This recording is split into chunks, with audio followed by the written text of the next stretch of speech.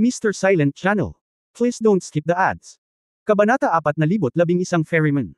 Sa kasalukuyang estado ni Yefan, malayo pa ito sa antas ng pagtawid sa isang ilog. Ngunit nakapasok na siya sa kaharian ng lumikha sa tulong ng white space, kaya ramdam niya ang ganoong klase ng pagtawag. Ito ay isang hindi kilalang lugar na nagpasindak sa lumikha, hindi mapalagay, at nag-aalangan, ngunit mayroon ding pahiwatig ng pananibig para dito. Sa Eastern Emperor Realm, nakita ko ang impormasyon ni na Donghuang at Dijan na tila tatawid sa ilog. Marahil maraming iba pang mga immortal, mga tagalikha, ay patungo din sa parehong direksyon. Gayunpaman, kung ang pagtawid sa ilog ay maaaring mabuksan ang lahat ng mga misteryo ng templo at ang dakilang mundo, walang sino man ang talagang makakapagsabi. Dahil sa kasalukuyang pananaw, wala pa akong nakitang sinumang bumalik pagkatapos tumawid sa ilog, guro, ito man ang gusto mo, mapayapang buhay magpakailanman, o kung ano ang gusto ng Panginoon, ang katotohanan ng lahat ng ito. Sa totoo lang, sa huli, dalawa lang ang paraan. I-unlock ang lihim sa likod ng templo, o tumawid sa ilog. Sa pagsasalita tungkol dito, medyo namumula ang mga mata ni Ye Kyun. Si Master ay nagsabi ng higit sa isang beses na ang kanyang talento ay hindi kasing husay ng kanyang kapatid, at ang Demon Dragon Emperor, na mas malakas kaysa sa kanya, ay hindi lubos na sigurado na ibabagsak ang templo. Siya ay nangongolekta ng Emperor species at hinahabol ang kapangyarihan ng Emperador, ibig sabihin, alam niya na ang kapangyarihan lamang ng Emperador ang may pagkakataon na malimpasan ang templo. At ang hindi pagkakatulad ni Yefan ay maaaring ang pinakamahusay at huling sagot sa kapangyarihan ng maraming emperador. Imposible ang kapangyarihang ito para kay Ye Wuya, at alam niya ang kanyang mga limitasyon. Sa makatuwid, pinili niyang bigyan si Yefan na tuklasin ang mga misteryo na kailangang lutisin, tulad ng Shenlong Royal Family, Academy, at Temple. Siya mismo ang pumili ng ilog na hindi niya narating. Huminga ng malalim si Yefan at sinabing may mahinang tawa, gusto pa rin niyang maging sarili. Matuwid, bakit sa tingin niya ay hindi ako makakatawid sa ilog? Ang malaking bagay, iyangat ang templo. Baligtad ang ilalim, kung talagang hindi uubra, hindi pa huli ang lahat para tumawid muli sa ilog. Amataba, biglang sinabi ni Bar, Lord Sword God, bagamat hindi ko maintindihan, ano nga ba ang pagtawid sa ilog, sa iyong bibig, ngunit ang Ginoo ay dumating sa lahat ng paraan, na may mabuting hangarin at mabuting panlasa, natatakot ako na siya lamang ang makakaintindi. Natahimik si Yefan, naiintindihan niya talaga ng kaunti, ang estado ng pag-iisip ni Ye Wuya. Nang maunawaan ang misteryo ng pagbubukas ng langit, ang isa sa mga pananaw na minsan niyang pinasok ay ang memorya ni Ye Wuya. Dahil dito, hindi komportable si Yefan. Anong ibig mong sabihin? Biglang may naisip si Belfinger, at sinabing, hindi na bababalik ang adoptive father.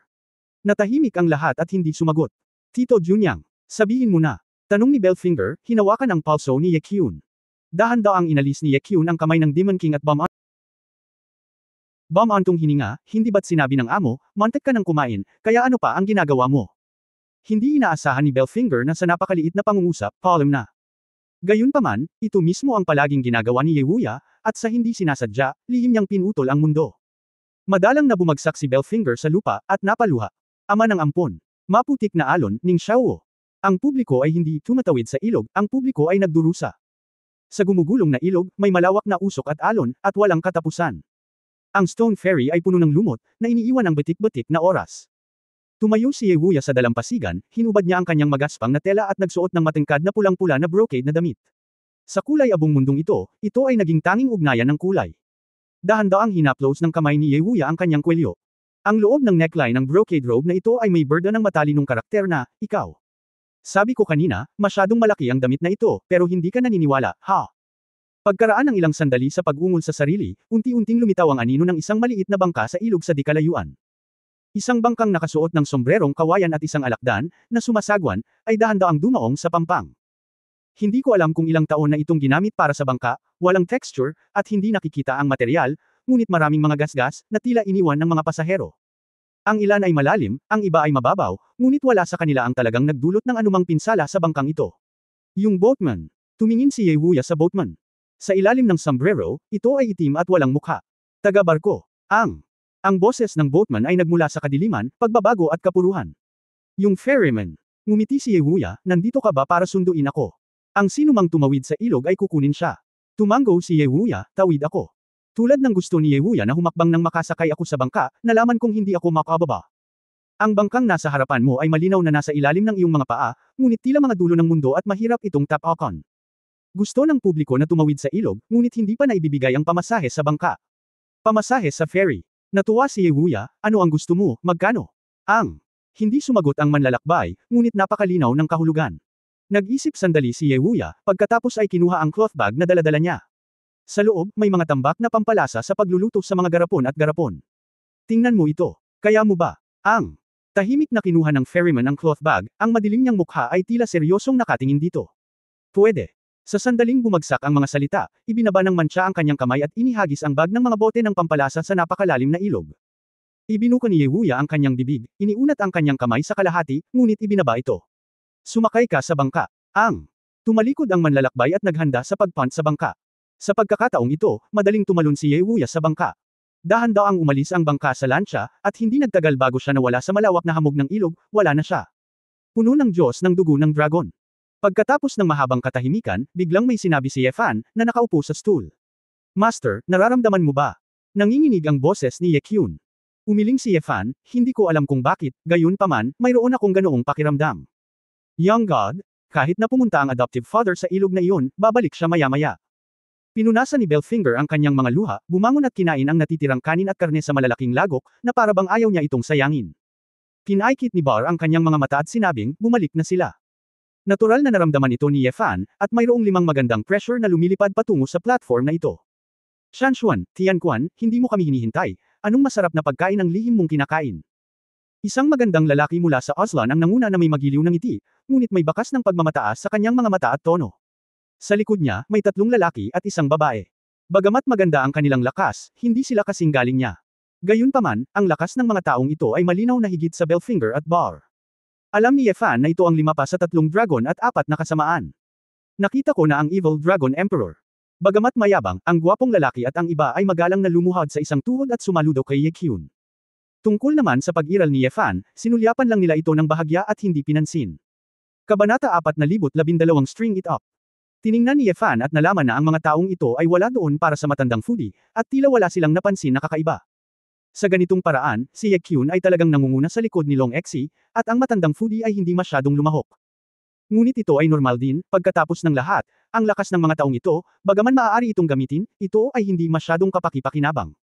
Kung tutusin, hindi sapat na kilalanin sila isa-isa ng mga matatandang foodies. Huwag masyadong magalang, kamusta ang venue ng kasal? Tanong ni Yekyun. Ito ay masusing siniyasat, at walang nakatagong mga panganib, hintayin lamang ang koponan na tanggapin muli ang pamilya, sabi ng lalaking nanguna. Tumango si Yekyun at lumingon kay Yefan. Young Master, ito ang iba pang miyembro ng 3 Dragons at 4 Evils. Ito si Kai Yang, na ang tunay na pangalan ay Nolan, ang disipulong natanggap ko sa Oslan, at isang bihirang Star God sa mga nakababatang henerasyon. Siya ay isang martial master. Ano? Sabi ni Yekyun ay ang gwapong lalaki sa ulo. Master ng martial arts. Ang iyong alagad.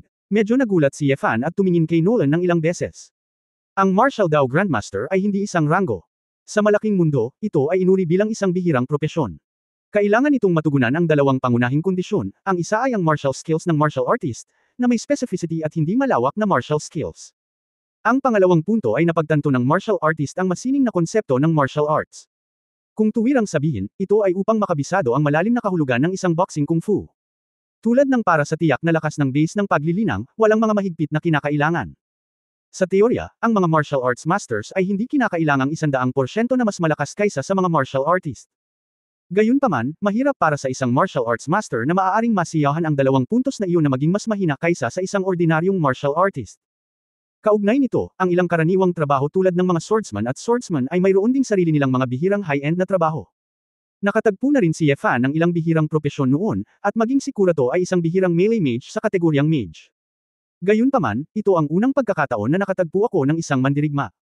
Bahagyang kumunat ang noo ni Nolan.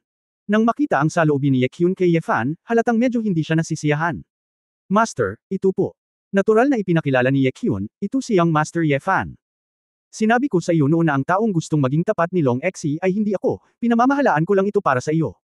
Ngayon, ang taong nasa harap mo ay ang master na kailangan mong maging tapat, at hindi ka dapat magdadalawang isip kay Young Master Yefan. Sa sandaling lumabas ang mga salitang ito, sina Yuheng, Yao Guang, Tianshu at Chanji, na hindi pa nagsasalita noon, ay nagsabi din na lahat sila ay tumingin kay Yefan na may iba't ibang mga mata. Nagpakita pa ng malamig na tingin si Nolan sa kanyang mga mata, at halatang may labis na kawalang kasiyahan, ngunit dahil sa kamahalan ni Yekyun, hindi siya nang ahas na sabihin ito ng direkta. Lumalabas na may ganoong tao na nangangailangan ng ating katapatan, Lord Evil Dragon Emperor, akala ko biro lang iyon, nakangiting sabi ni Yao Guang. Oo, iniisip ko pa rin ang taong, ito, na tumutukoy sa tribo ng puno ng dugo ng dragon. Hindi rin sumang-ayon si Tianshu. Matigas na sinabi ni Ye Kyun, nang tinawag ko kayong lahat, sinabi ko na sa inyo ang tungkol dito.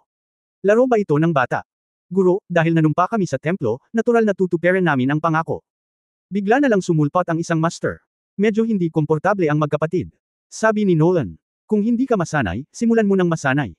Biglang nagbago ang ekspresyon ni Ye Kyun, at sinaway niya sa malalim na boses, kapag nakita mo si Young Master Ye, hindi ka baluluhod at sumaludo. Na nagpang-inig sa mga tao. Si Belfinger at Baal ay napakatino, at nakaluhod na sa harap ni Ye Fan sa magkabilang tuhod. Natalo na silang dalawa, at alam nila ang lakas ni Ye Fan, kaya hindi sila mawawala ng demonyo kung lumuhad sila. Besides, this is even half, my own person, at this time, natural na hindi ako makapagpigil. Ang natitirang 5 Aslan, kabilang si Nolan, ay natigilan sa pwesto. Sa huli, sumunod pa rin si Nolan at tahimik na lumuhad. Nang makitang ganito si Nolan, kinailangang lumuhad ang 4. Nakita ko si Young Master Ye. Mahirap na sinabi ni Nolan ang mga salitang ito, at talagang hindi kumbinsido ang kanyang mukha. Hindi nagbago ang mukha ni Ye Fan, at gumawa siya ng mahinang, na tunog, ngunit hindi niya alam kung tatawa o iiyak. Alam nitong si Ye Junyang na ang paggawa nito ay magpapasigla sa mga mayayabang na gintong karerang ito. Ngunit siya ay napakalupit, at ang layunin ay halata, iyon ay upang pilitin silang direktang pasabog ang kanilang panloob na kawalang kasiyahan at pagdududa. Sa halip na tumili at humabol sa iyong yin at yang, mas mabuting hampasin sila ng kulog at paamuin. Bumangon na tayong lahat, bakit kayong 7 na lang, paano naman ang iba? Tanong ni Ye Fan. Hindi nagsalita ang 7 tao ni Long Exi, ngumiti si Ye Kyun at nagulat, guro, bilang karagdagan sa 7 bituin, mayroong 12 earthly branches, upang maiwasang masira ang kasal, sila ay nakakalat sa buong tribo para sa seguridad. Sabi mo ang kasal ay ang kasal kung saan pinakasalan ng anak ng matanda ang isang babae mula sa tribong Spruce. Eksakto, tumango si Ye Kyun at sinabi, ang tura na ito ay kasal sa mataas na pari ng Spruce tribe, ang anak na ampon ni Udi, na kilala bilang Yunshan Hathaway ng Demon Girl. Ang Spruce Tribe, ang pinakamakapangyarihang tribo sa Aslan, ay palaging may masamang relasyon sa Dragon's Blood Tree Tribe. Kung ang kasal ay matagumpay sa oras na ito ay magdadala ng kapayapaan sa dalawang tribo. Ang kapayapaan ng buong sibilisasyon ng Aslan ay gumaganap ng isang mahalagang papel. Bulong ni Ye Fan sa kanyang puso, tila hindi ito isang ordinaryong kasal. Hindi kaya pinayagan siya ni Su Qingzhou na pumunta rito dahil sa nangyari sa kasalang ito. Nga pala, Young Master, alam mo ba na ang Spruce Tribe ay ang hometown pa rin ng Guardian of Aslan? Simon. Natigilan si Ye Fan at napamura. Young Master Ye, Lord Simon ay ang karaniwang patron ng mga Aslan, paano mo siya matatawag sa kanyang unang pangalan? Ang blonde beauty na si Yao Guang ay sumimangot at sinabing hindi nasisiyahan. Hey! Ngumisi si Ye Fan, hindi ko siya pinapagalitan, karapat-dapat ako sa kanya. Kahit tayo Long Exi ay kabilang sa Dragon's Blood Tree Tribe at may sama ng loob sa Spruce Tribe sa loob ng maraming henerasyon, mayroon pa rin tayong sama ng loob kay Lord Simon. Huwag kang manggahas na masaktan. Young Master Ye, mangyaring igalang ang aming patron saint, matigas na sabi ni Nolan. Bang! Direktang sinipa ng isang paa si Nolan palabas ng mahigit 10 metro. Si Ye Kyun ay walang pakundangan na humakbang pasulong at sinaway, sino ang nagbigay sa iyo ng lakas ng loob? Ang Young Master lang ang tanging Panginoon na dapat mong katapatan. Sundin mo lang ang sinasabi ng Young Master. Huwag sumuway. Kahit na si Nolan ay isang star god, ngunit obviously ay hindi maihahambing kay Ye Kyun. Matapos masipa, nakangangalang siya at nakayuko, oo. Shizen. Hinawakan ni Ye Fan ang kanyang noo, magandang lalaki, bakit pakiramdam mo ay naging masilaw kang pinuno? Bagamat alam niyang sinadya ito ni Ye Kyun, sobrang sangkot din ang matanda sa pag-arte. Tingnan mo kung gaano karami itong si Long Exi na napilitan, hindi na ako makapaghintay na magmadali at patayin siya, ang Young Master. Gayunpaman, hindi ito masyadong sineryoso ni Ye Fan. Sa sandaling ito, bigla siyang may naisip na tanong. May kilala ka bang tao na nagngangalang Langmayer? Siya ay dating 10 upuan sa akademya, tanong ni Ye Fan. Bagamat masama ang tingin ni Long Exi at ng iba pa, natigilan sila nang marinig nila ang pangalan. Alam. Sa medyo kalmadong ekspresyon, nakatingin sa nakatatandang Yuheng, magalang niyang sinabi, si Langmayer ay mula sa isang malaking pamilya ng Spruce Tribe, at isa rin siyang inapo ng High Priest Udi ng Spruce Tribe. Hindi pa ako bumabalik simula nang magtapos ako sa academy. May hawak daw siyang opisyal na posisyon sa FIZ. Nagliwanag ang mga mata ni Ye Fan, tumayo siya, at maraming mga pahiwatig ang sa wakas ay konektado. Longmel. Ang inapo ng High Priest ng Spruce Tribe. Ang bayan ni Simon. Masasabi bang si Simon ang gustong mamatay ni Wu Yanshuo? O maging ang templo? Kabanata 4013 napaka-opinyon. Ang marangal na templo, gusto ang buhay ng isang maliit na Wu Yanshuo. Pwede ba? Nawala sa pag-iisip si Ye Fan, sabik na sabik siya sa oras na ito, at mabuti kung nasa tabi niya si Chu Yunyao. Kung si Chu Yunyao yun, dapat niyang suriin ng malalim kung anong uri ng epekto ang ay dudulot ng teorya ni Wu Yanshuo. Kung totoo na ang teorya ni Wu Yanshuo ay magkakaroon ng malaking epekto, Kung gayon bakit pinapatay ng templo ang mga tao sa ganoong lihim at mapanlinlang na paraan? Para sa kanila, ang pagkitaw sa buhay ni Wu Yanshuo ay isang no-brainer, tama ba? Ngunit, pag-isipan itong mabuti, nang wala ang kanyang intervention, nang walang sikretong layout ni Su Qingzhou. Si Wu Yanshuo ay talagang namatay, hindi ko alam kung ilang beses. Hindi banggitin ang Golden Guild, hindi sila male iligtas ng mga ordinaryong Star God. Kaya, sa kabilang banda, hindi ang kaaway ay hindi masyadong malupit, ngunit ang kanyang protection na takip ay masyadong malakas. Mayroong 10 upuan sa akademya, at ang gobernador ng federal na pangkat na nagpapatupad ng batas ay nagpadala na lahat. Ano pa ang gusto mong gawin laban sa isang mahinang babae? Ang pagpapadala ng mas makapangyarihang mga tao ay magkakaroon ng labis na impluwensya. Kapag masyadong bongga ang pagpatay, tiyak na polalawakan nito ang ilan sa mga sikreto ni Wu Yanshuo. Marahil kung ano ang pinaka-ikinababahala ng templo, ang teorya ba ni Wu Yanshuo, ito ba ay talagang nababahala sa labas ng mundo? At tulad ngayon, ang thesis ni Wu Yanshuo ay pinabura ng Fitz High Institute. Ang pagpaslang sa turn ay malapit din na nababahala ng senior management ni Fitz. Sa ganitong paraan, magiging mas ligtas si Wu Yanshuo. Kung tutusin, magiging masyadong bongga ang pag-target sa kanya muli. Sa paghusga mula sa kasalukuyang sitwasyon, ang Fitz Institute ay tila talagang inuuna ang akademikong pananaliksik, at kahit na kumakanta sa kabaligtaran ng templo. Pagkatapos ng lahat, kung ang senior management ni Fitz ay kasangkot din sa makulimlim, direkta nitong tatanggihan ang papel ni Wu Yanshuo. Walang nangyari. Master Ye, anong nangyari kay Lang Mel? Bakit mo siya nabanggit bigla? Yao Guang. Tanong muli sa oras na ito. Sumali siya sa pagpatay sa isang mahusay na pantas ni Fitz, at na-dismiss at pinigil ng senior management ni Fitz. Inaasahan ko na ang bagay na ito ay may kinalaman sa Spruce Tribe. Ano? Halatang nagulat na gagawin ni Longmire ang ganoong bagay. Nagtanong si Ye Fan, may kaina hinala ba sa kasal ng dalawang tribo? Ang pangalawang anak ni Elder Singer na sina Turan at Hathaway ay nagkita sa isang tribal exchange meeting. Sila ang relasyon ay nagpapatuloy sa loob ng ilang taon, at ang kasal na ito ay naaprubahan ng mga matatanda ng magkabilang partido.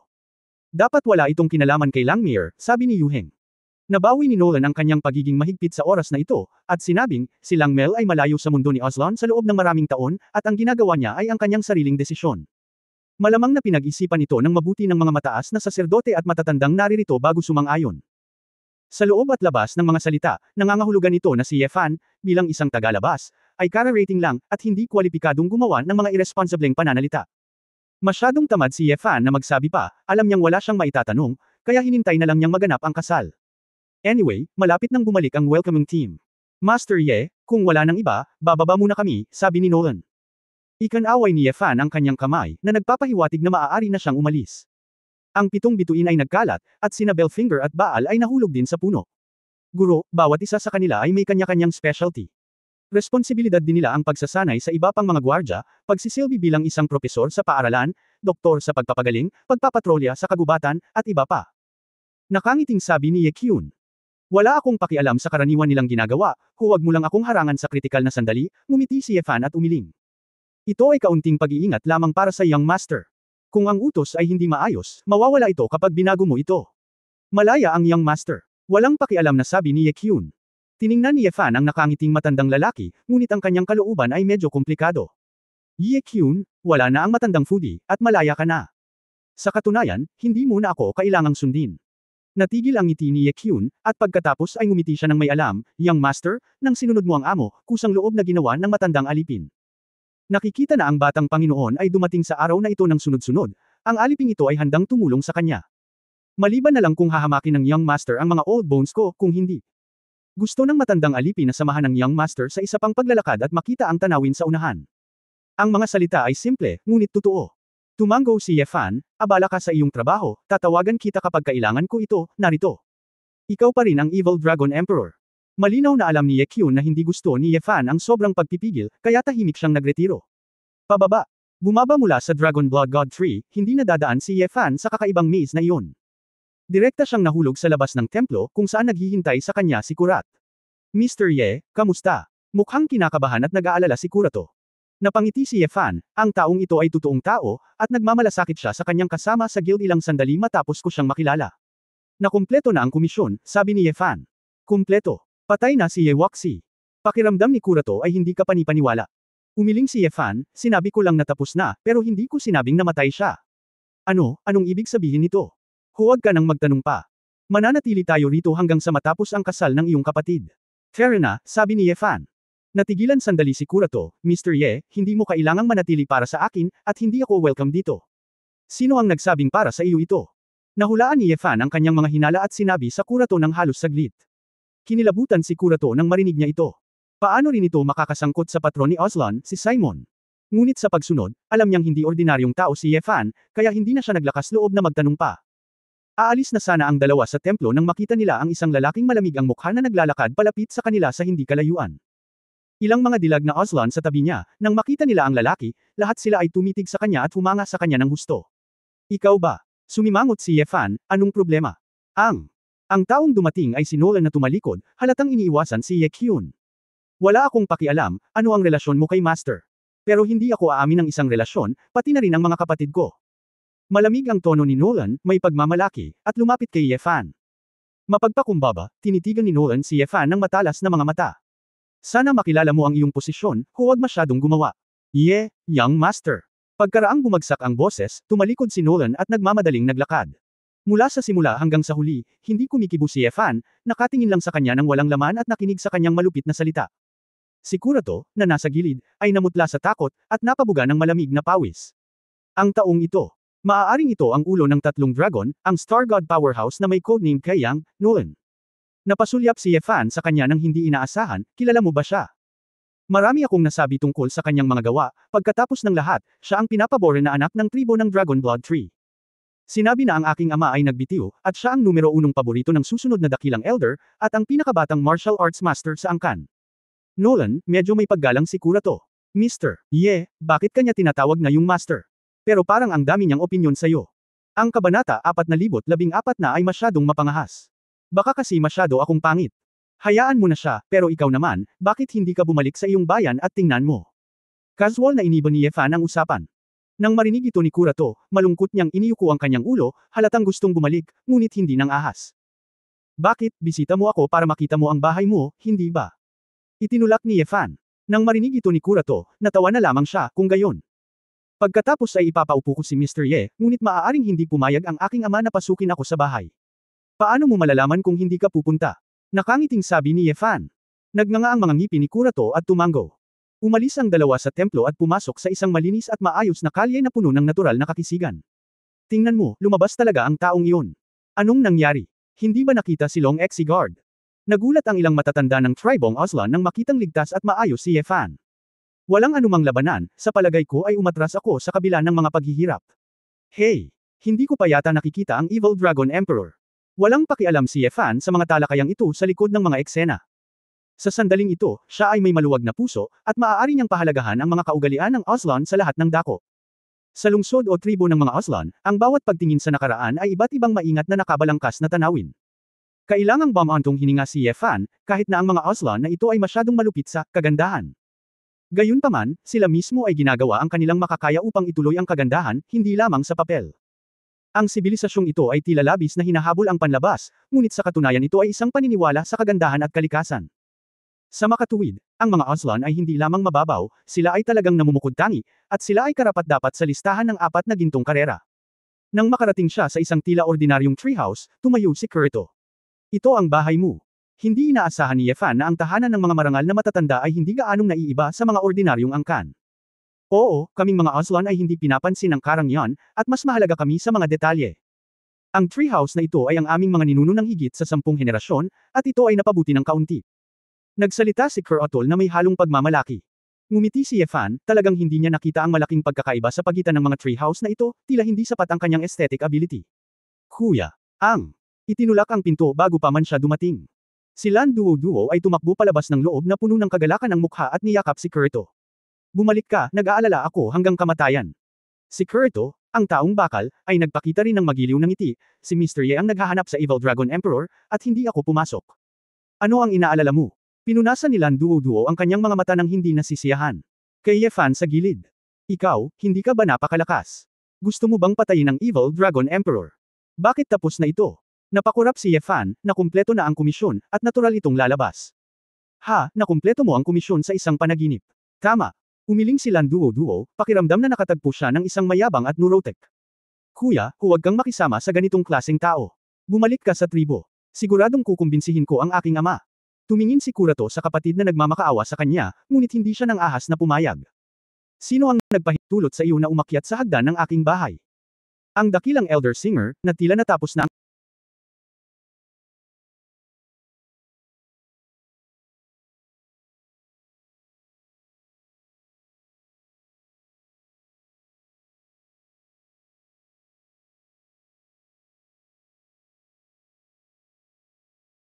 kanyang opisyal na gawain sa oras na ito, ay bumalik din sa pintuan.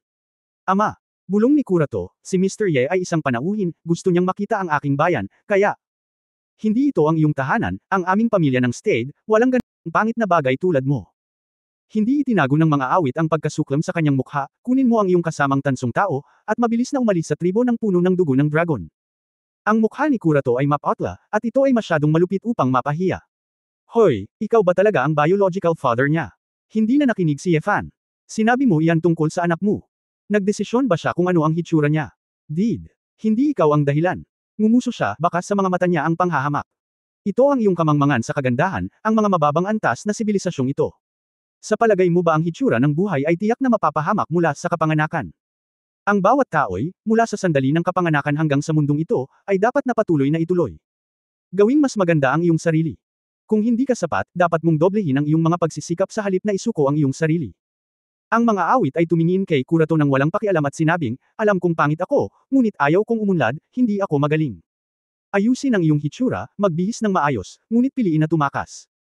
Ang ganitong uri ng lalaki ay hindi kahit na kwalipikadong maging isang Oslon, lalo na sa isang miyembro ng pamilya Stade.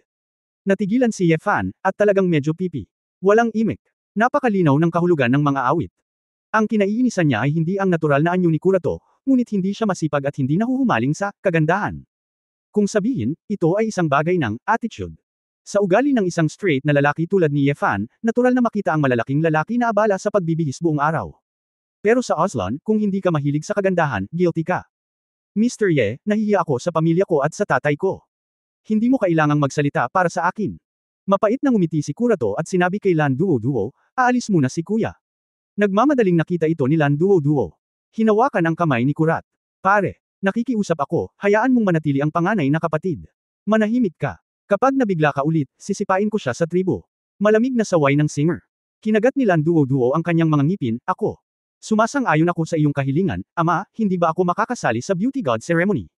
Halatang natulala si Singer sa sinabi nito. Nagulat din si Kurato sa kapatid. Medyo nalilito si Yefan, ano ang ibig mong sabihin? Ang palpak at magaspang na batang babae ay gustong sumali sa isang beauty pageant. Hindi sapat ang pakikilahok lamang. Ngunit kung maaari mong mapanalunan ang kampyonato, papayagan ko siyang manatili sa mga gilid ng tribo, sabi ni Sing. Nang marinig ito ni Lan Duo, sabik niyang sinabi, nanalo sa unang pwesto. Iyon. Masyadong mahirap, tama ba? Kung hindi mo ito magagawa, ikaw ay magiging isang ama, nagpa siya si Singer. Walang pagpipilian si Lan Duo kundi ang malupit na sabihin, mabuti yan. Isang desisyon. Ang pagsasalita para sa ama, palaging binibilang. Nang matapos magsalita si Singer ay tumalikod na siya at pumasok sa bahay.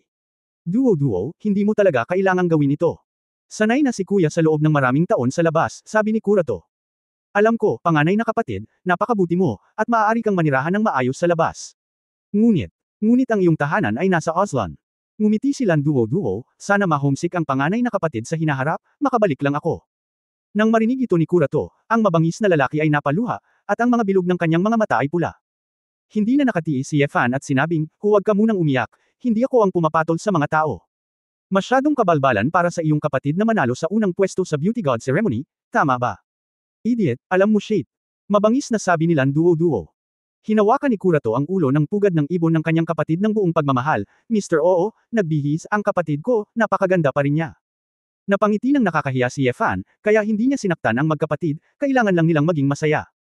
Sa sandaling ito, isang grupo ng mga gwardya mula sa Dragon Blood Tribe ang nagmamadaling dumaan sa silid. Binuhat din nila ang isang sugatang kasama sa isang rattan stretcher. Napakabayani ng lalaking nanguna. Nakita lang ito ni Yefan, ngunit ito pala ay si Tianxiu, isa sa 4 na kasamaan. Therapist ng Kabanata 4015. Schumann. Bago hintiyeng magsalita si Yefan, tuwang-tuwa na sumigaw si Kurato. Nakita kong tumalikod si Tianxiu at sinulyapan si Kurato, ngunit sa malamig na tingin, ipinagpatuloy niya ang pag-alis ng mga tao. Mukhang nalilito si Kurato at bang-ulong, ano ang problema? Kuya, ngayon ang mga tao ay hindi ang Schumann ng nakaraan, sila ang Tianxiu ng 4 na kasamaan, at sila ang mga bantay at tagapagturo ng angkan. Sabi ni Lan Duo. Siya ay napili para kay Long Exi. Mukhang nagulat si Kurato. Oo, pagkatapos mong umalis, si Schumann ay nagsisikap na magtanim. Pagkatapos dumating ang Evil Dragon Emperor, siya ang napili. Pagkalipas ng mga taon ng pagsasanay, ang kanyang lakas ay lumago ng mabilis, at tila naabot niya ang gintong ikapito. Nainggit si Landodo. Ngumiti si Kurato at sinabing, talagang meron siya. Bakit, magkakilala kayong dalawa? Tanong ni Yefan. Tumango si Kurato, ito ang pinakamatalik kong kapatid sa nakaraan, tulad ng aking nakababatang kapatid. Maagang namatay ang kanyang mga magulang sa larangan ng digmaan dahil sa mga alitan ng tribo. Dahil ang kanyang ama ay matandang subordinate ng aking ama, siya ay lumaki sa akin noong siya ay bata. Siya ay bumangon. Kakaibang sinabi ni Yefan, pagkatapos ay tumingin siya sa iyo ngayon, bakit parang hindi niya ako kilala? Hindi naman sa hindi niya kilala ang kapatid ko dahil nandito ka. Hindi mo ba gustong patayin ang Evil Dragon Emperor? Maaalagaan ka ng mga tao. Nanunuya silang duo-duo. Hindi nagabalang makipagtalo si Yefan sa babaeng ito, kaya umiling siya at tumalikod. Dahil hindi sila tinatanggap ni Singer, maaari na rin siyang pumunta sa ibang lugar at pagmasdan ang sitwasyon ng tribong ito kung may mga pahiwatig na hindi napapansin. Matapos patahimikin ni Kurato ang kanyang kapatid, sumunod naman siya. Hindi mo ako kailangang sundan, samahan mo ang iyong kapatid na babae, talagang nagmamalasakit siya sa iyong kuya, sabi ni Yefan. Maagang umalis ang nanay ko. Noong bata pa ako, araw-araw lumalabas si Turan para mag-aral kasama ang tatay niya dahil pinapaboren siya. Sa bahay, halos palaging si Duo-Duo ang inaalagaan ko, kaya mas magiging dependent siya sa akin. Bumantong hininga si Kurt, kapatid ko ito. Walang silbi, gusto kong mag-alala at maawa ang kapatid ko. Maging mabait ka lang sa iyong kapatid, dahil ito ay isang pamilya, tama na magbigay sa isa't isa, sabi ni Yefan. Natigilan si Kurato, ang kanyang mga mata ay nakatutok kay Yefan. Bakit ganyan ka makatingin sa akin? Tanong ni Yefan. Matapat na ngumiti si Kurato, wala lang, paminsan-minsan lang, pakiramdam ko si Mr. Ye ay isang matandang senior na dumaan sa mga pagbabago. Hindi nagkaimik si Yefan, di ba? Gayunpaman, sa mga tuntunin ng edad, hindi siya bata. Habang nagkukwentuhan, nadaanan ng dalawa ang isang malaking gusali na may simboryo. Sumulyap si Kurato at nalaman na isang grupo ng mga tao sa Tianshu ang nasa loob. Mr. Ye, pwede ko bang maabyutan si Schumann? Tanong ni Kurito. Inobserbahan ito ni Yefan at nalaman na lahat ng sugatan dito, dapat ay ospital ito ng Dragon Blood Tree Tribe. Hindi bale, hinihintay ko rin ang kasal ng iyong kapatid, ganoon din saan man ako magpunta, sabi ni Yefan. Salamat. Pumasok ang dalawa sa ospital, at agad na nakaakit ng maraming nakakadiri na mga mata. Nakasanayan na rin ito ni Yefan, at nagtanong, napakaraming may sakit sa Golden Race. Hindi alam ni Mr. Ye, kahit na ang gintong lahi ay may likas na pangangatawan, ang mga virus at bakterya na nabubuhay din sa ginintoang sibilisasyon ay hindi rin ito maihahambing sa mababang antas ng sibilisasyon. Ang aking ina ay nahawahan ng isang mabagsik na virus noon, at ang pinakamagaling na manggagamot sa pamilya ay hindi ito mapagaling, at siya ay namatay sa sakit. Tumango si Yefan, totoo ito, maaari itong iakma sa sibilisasyon ng Fits. Tulad ng lason na pumapatay sa Star God, ang tao ay isang talampakan ang taas, ang Diablo ay isang talampakan ang taas, at ito ang kaso sa lahat ng dako. Para sa karamihan ng mga tao ng ginto at pilak na karera, hindi digmaan at panahon ang pumatay sa kanila, ngunit iba't ibang mga karamdaman. Dr. Karen, pakiusap, iligtas mo ang aking asawa. Hindi pa ipinapanganak ang ating anak, kaya hindi tayo basta-basta mawalan ng ama. Sa oras na ito, sa harap ng grupo ng mga tao ni Tianshu, nakahiga ang lalaki sa kanyang katawan.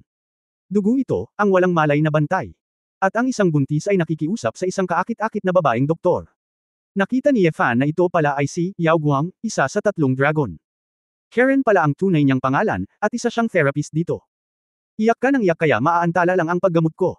Ang ekspresyon ni Yao Guang ay walang malasakit, at ang berdeng sutla na hugis sinulid na magulong mahika ay pinakawalan mula sa kanyang kamay, na pumasok sa katawan ng taong nasugatan.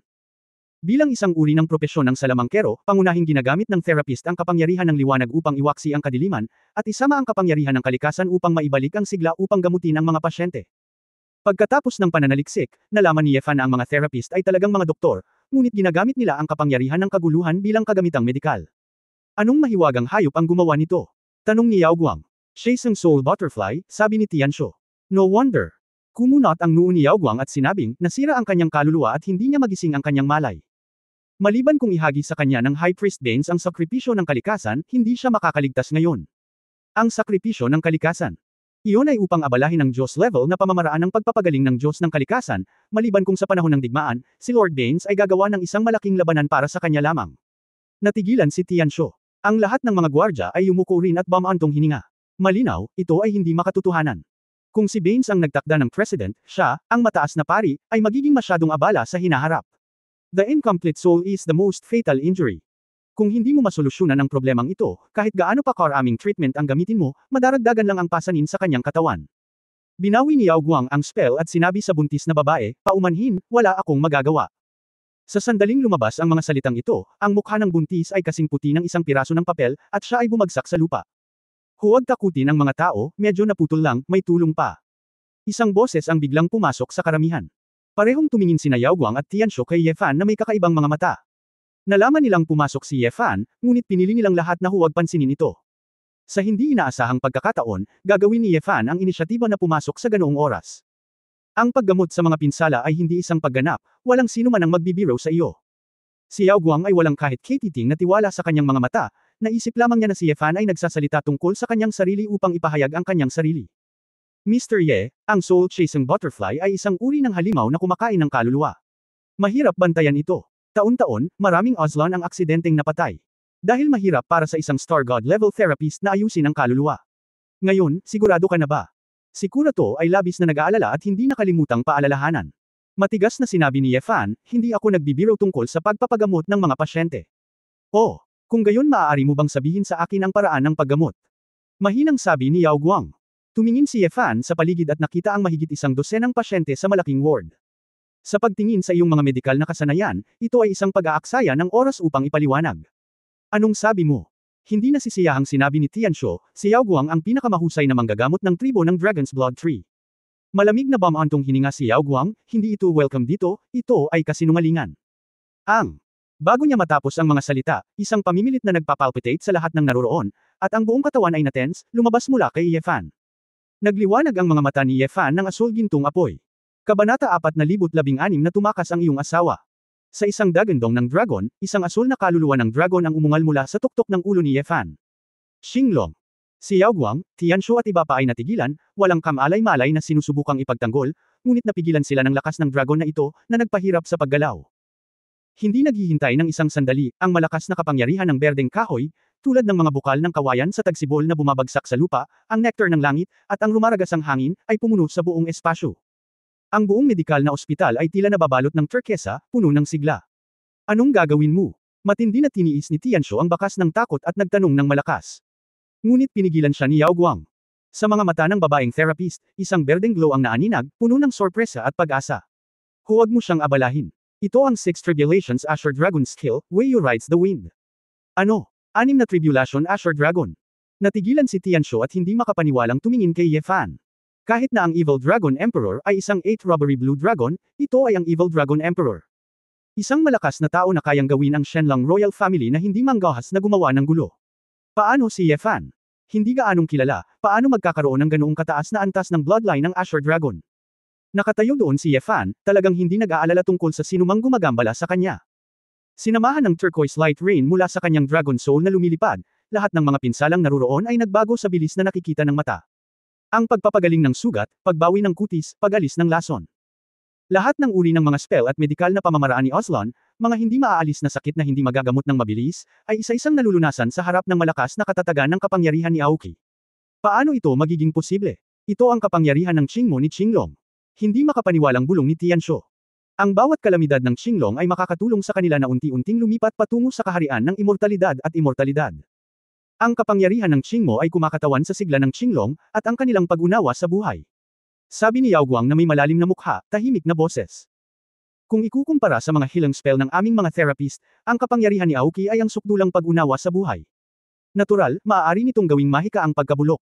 Biglang napagtanto ni Tianshu, oo, pagkatapos ng 8 kalamidad ng Qinglong, ang kaluluwa ng dragon ay hindi masisira, at kahit ang laman na katawan ay hindi masisira sa ika-9 na pagnanakaw. Sa kabaligtaran, ano ang mga hindi maaalis na sakit na ito? Madalas naiinggit ang mga tao sa mundo sa mga talento ni Qinglong gaya ni Tianfeng, Kang Yan, at Divine Thunder, ngunit dahil ang kapangyarihan ni Aoki ay walang agresibo, hindi nila ito papansinin. Ngunit sa katunayan, kapag naabot na ni Qinglong ang isang mataas na antas, ang kapangyarihan ni Aoki ay nag-iisa. Isang mas nakakatakot na kapangyarihan. Ito ay tiyak na dahil sa kapangyarihang ito kaya ang Qinglong ay maaaring hakbang-hakbang sa estado ng immortalidad at immortalidad. Ang young master na ito na si Ye ay napakadaling magpakita ng ulan at sumakay sa hangin na dapat tumagal ng mahabang panahon. Oras na para tipunin ang kapangyarihan ni Aoki, ang kanyang Qinglong bloodline, natatakot ako na mayroon itong higit sa 6 na magnanakaw, sabi ni Yao Guang. Nang marinig ito ni Tianshu, na manhid ang kanyang anit, talaga bang mas malakas siya kaysa sa Evil Dragon Emperor? Sumimangot si Yao Guang at umiling, hindi niya ito makita, at hindi siya nang ahas na gumawa ng conclusion. Sa sandaling ito, tila bumagsak ang isang gintong liwanag sa katawan ng gwardya na inatake ng soul-chasing butterfly. Sa eksena, tanging si Yao Guang lang ang nakakakita ng detalyeng ito ng malinaw, at hindi niya maiwasang mag-freeze sa lugar, na parang nagyelo ang oras. Pagkaraan ng ilang sandali, nawala ang liwanag at anino ng Qinglong, at bumalik sa normal ang buong medikal na ospital. Si Kurato at ang isang grupo ng mga tao ay dahan-daang nakabawi mula sa pagkabigla ngayon lang. Mr. Ye. You are. Bago pa siya makapagsalita, lahat ng mga Auslan na nakahiga pa rin sa hospital bed ay tuwang-tuwa na bumangon sa kama. Salamat sa Master Qinglong na ito. Salamat sa iyong tulong. Ang lalaking Auslan, na medyo nandidiri sa hitsura ni Ye Fan ngayon, ay nagsisi. Ang mga mata ng lahat na nakatingin kay Ye Fan ay naging matinding pagkamangha. Ho! Asawa, gising ka na ba? Ang buntis na babae exclaim sa sorpresa sa oras na ito, na ginawa ang lahat ng mas hindi kapanipaniwala. Nakita ko na ang gwardya na napinsala ang kaluluwa ay talagang nagising ng mag-isa. Ako, nasaan ako? Nakaraos ba ako? Ang mukhang natulala si guard. Hindi umimik si Yao Guang, at nagmamadaling ginamit ang healing technique para mag-obserba. Bilang A. Ang resulta, ang kanyang mukha ay nagbago ng husto, at siya ay napalunok. Dr. Karen, kumusta ang aking asawa? Ang nag-aalalang tanong ng buntis. Ang kanyang kaluluwa ay kumpleto na. Tumingin si Yao Guang kay Ye Fan na may komplikadong mga mata, siya ay maayos. Paano ito posible? Napinsalang kaluluwa, madali ba itong mabawi? Pakiramdam ni Tianxo na lahat ng natutunan niya ay nasira. Kanglong Seal. Ginamit mo lang ang Kanglong Seal sa huling sandali, oo. Tanong ni Yao Guang. Kanglong Seal. Ano yun? Tanong ni Tianxo. Sa 9 Transformations of the Dragon, mayroong Aoki technique, na gumagamit ng Dragon Soul para direktang iturok ang kapangyarihan ni Aoki sa nasirang kaluluwa. Ito ay tulad ng paglalagay ng tatak ng asul na dragon, at paggamit ng kapangyarihan ng berdeng kahoy upang patuloy na lumaki, maaari nitong ibalik ang natitirang kaluluwa sa integridad nito. Hanggat ang kaluluwa ay hindi malubhang napinsala, ang nailigtas ay mawawalan lamang ng ilang memorya at kaunting paglilinang, ngunit ang kaluluwa ay magiging matatag sa mahabang panahon. Nakagat ni Yao Guang ang kanyang ibabang labi, ito. Kahit ito ay ang 7 Tribulations Azure Dragon Technique. 7 pagnanakaw. Lahat. Tumingin sa mga mata ni Ye Fan, at sila ay naging napakataas muli. Hindi man lang nagulat si Kurato. Alam niya na magagamit ni Ye Fan ang kapangyarihan ng espasyo. Nakita ni Ye Fan na kawili-wili ito. Medyo pamilyar ito, Kanglongin, kakaunti ang mga taong nakakaalam nito, at dapat ay mas kaunti ang kanilang nalalaman. Ako ay isang therapist, at gusto kong pag-aralan ang mga mahiwagang pamamaraan ng pagpapagaling sa mundo, ang kapangyarihan ng Aoki ng Dragon, natural na gusto kong pag-aralan ito. Napabuntong hininga si Yao Guang, salamat. Kung wala ka, hindi siya magising. Walang malasakit na sinabi ni Ye Fan, walang dahilan para makita ang kamatayan ng hindi ito nailigtas, gayunpaman, kalahati tayong magkapantay. Pagkatapos magsalita, ngumiti si Ye Fan. Tumalikod na siya at lumabas ng ospital. Pagkaalis ni Ye Fan, nagngangalit si Tianxo at malamig na bamantong hininga, Yao Guang, dahil alam mo na ang mga kasanayan sa berdeng kahoy ni Qinglong ay makakapagligtas sa kanya, bakit hindi mo ito sinabi ng mas maaga? Dapat kayanin din ng Evil Dragon Emperor. Mali ka. Sinabi ni Yao Guang, kung mas mataas ang kalamidad, mas mahirap itong makabisado. Hindi kinakailangan na magamit ito ng mahusay kapag naabot mo ang kaharian. Ito ay tungkol lamang sa pag-aayos ng sariling kaluluwa, at pag-aayos ng mga kaluluwa ng iba, paano mo ito maiisip? Napakasimple lang. Kahit na ganito ang level ni Lord Evil Dragon Emperor, maaaring hindi niya magamit ang Blue Dragon Seal. Nakikita mo na ginamit ni Young Master Ye ang dalawang Azure Dragon skills na ito nang walang anumang pagsisikap. Sa palagay ko ay hindi dapat nasa ilalim ng Evil Dragon Emperor ang kanyang kahusayan sa kapangyarihan ng Azure Dragon. Sa katunayan, mahigit kalahating tama ang hula ni Yao Guang.